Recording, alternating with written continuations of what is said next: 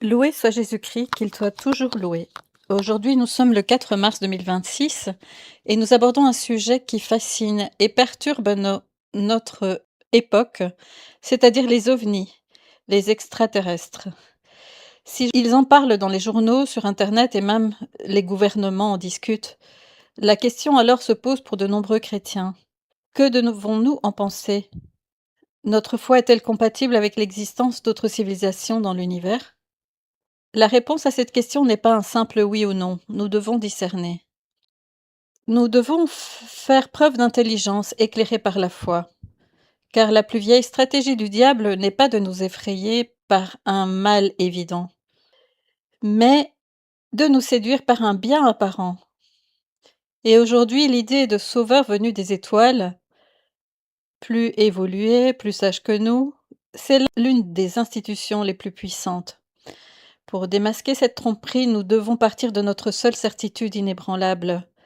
Avant de regarder le ciel, nous devons regarder la croix, le cœur battant, l'événement central et unique non seulement de l'histoire humaine, mais de toute l'histoire du cosmos.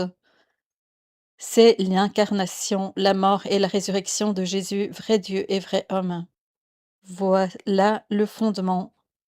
Saint Paul, dans sa lettre aux Colossiens, chapitre 1, versets 15 à 20, écrit des paroles qui devraient être gravées dans nos cœurs. Je cite: Le Christ est l'image du Dieu invisible, car par lui toutes choses ont été créées au ciel et sur la terre. Visibles et invisibles, toutes choses ont été créées par lui et pour lui. Cela signifie que toute plénitude doit habiter en lui, et que par lui et pour lui toutes choses sont réconciliées avec lui. Fin de citation. La théologie catholique fondée sur ce passage est limpide. L'incarnation n'est pas un événement local sur la planète Terre.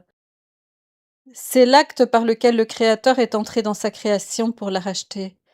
Il n'y en a pas eu d'autres incarnations sur d'autres planètes.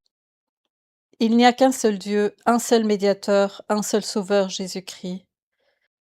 Toute théorie, toute révélation qui remet en question ou relativise cette unicité ne vient pas de Dieu. Cela dit, comment interpréter les phénomènes dont nous sommes témoins? Car il existe des personnes honnêtes et sincères qui affirment: moi j'ai vu, moi j'ai vécu, je suis sincère, ces choses se sont réellement produites. Et puis surtout, quand dans un petit moment, c'est pourquoi je vous ai donné la date d'aujourd'hui dans le début de la vidéo, pour que vous vous souveniez de la date d'aujourd'hui, 4 mars, quand d'ici peu, quelqu'un va sortir et dire: «Voilà, écoutez, il y a un exploit. Maintenant, je vais vous révéler les secrets qui ont été cachés jusqu'à présent. Maintenant, je vais vous montrer que l'Église vous a trompé, que la Bible vous a trompé, que tout cela n'est que mensonge, obscurantiste et médiévaliste. Tout était faux, parce qu'il y avait quelqu'un qui nous précède dans les galaxies, n'est-ce pas? Et je vais vous démontrer ceci, et je vais vous montrer cette preuve-là, et je vais vous montrer ces films, etc. Attention, ça va arriver bientôt. Il ne reste pas beaucoup de temps. Je ne suis pas un prophète, non, non, pas du tout. Il est suffisant de lire les journaux, n'est-ce pas? Lisez les journaux avec une bonne paire de lunettes. Alors, comment devons-nous interpréter ces phénomènes qui vont bientôt nous être servis sur un plateau d'argent? Tout d'abord, l'Église n'a jamais défini dogmatiquement que l'homme est la seule créature intelligente de l'univers, et un théologien pourrait dire que tout comme Dieu a créé des millions d'espèces animales, il aurait pu créer d'autres créatures rationnelles. Le Vatican, vous savez, n'a pas pris de position définitive sur ceci. Il n'y a aucune définition dogmatique. Mais cette hypothèse s'arrête à un fait biologique. Elle n'explique absolument pas la nature des messages spirituels, les révélations qui accompagnent presque toujours les phénomènes ovnis. Et c'est là qu'il faut envisager les choses sous un autre angle.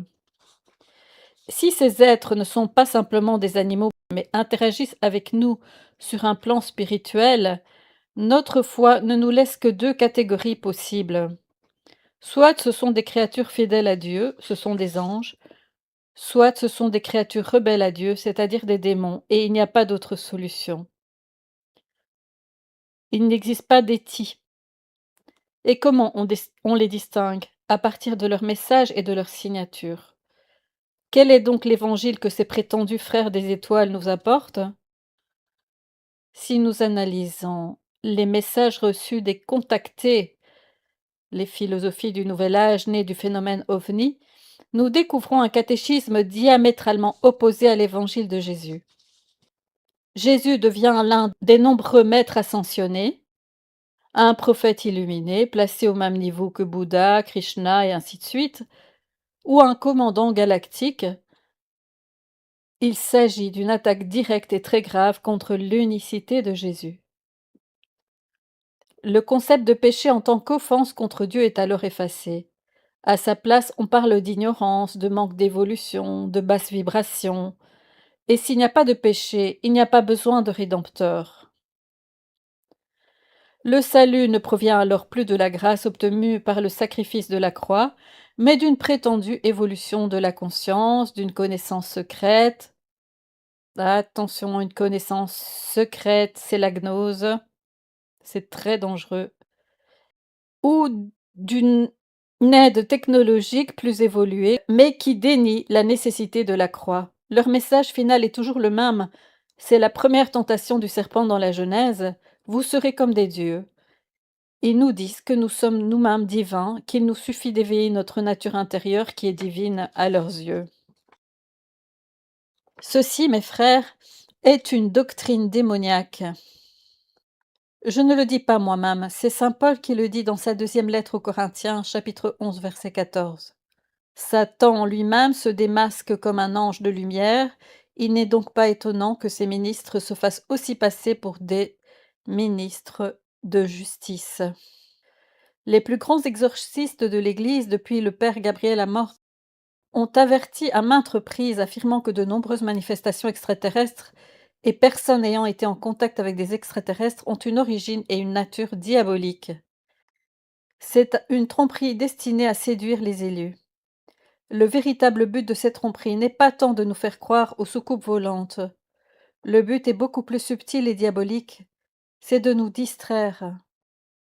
Ils veulent que nous levions les yeux vers les lumières étranges au lieu de les baisser pour adorer la vraie et humble lumière cachée dans le tabernacle.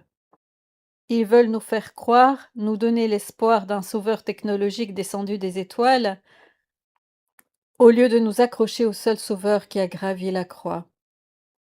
Ils veulent nous fasciner par les mystères cosmiques afin que nous méprisions le mystère bien plus grand qui se déroule chaque jour sur l'autel. Ne nous laissons pas tromper, hein? Notre foi est un roc et pas une nébuleuse d'hypothèses. Nos sources sont l'Évangile, le catéchisme de l'Église catholique, la tradition de l'Église, et notre espérance ne vient pas de l'espace mais du Sacré-Cœur de Jésus.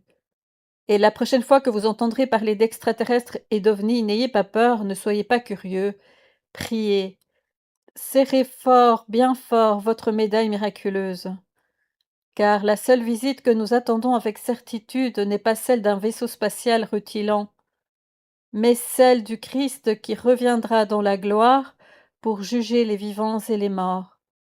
Aujourd'hui, 4 mars 2026, je vous l'avais dit, alors au moins vous avez entendu une autre voix, car elle circule déjà sur les réseaux sociaux, n'est-ce pas?